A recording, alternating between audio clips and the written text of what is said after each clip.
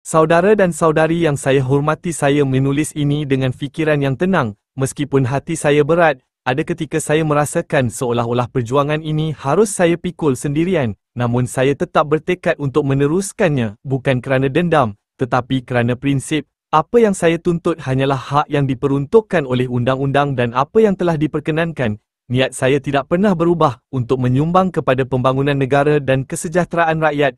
Perjuangan ini bukan usaha untuk mengelak daripada tanggungjawab.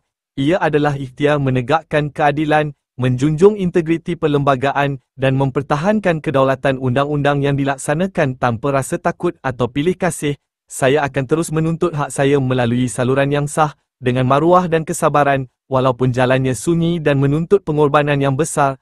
Apapun keputusan hari ini, saya tetap yakin kepada proses kehakiman negara. Sehubungan itu, saya memohon semua rakyat Malaysia agar kekal tenang, rasional dan berhemah, serta tidak terpengaruh atau terlibat dalam sebarang provokasi yang boleh menjejaskan keharmonian awam atau menghina proses perundangan.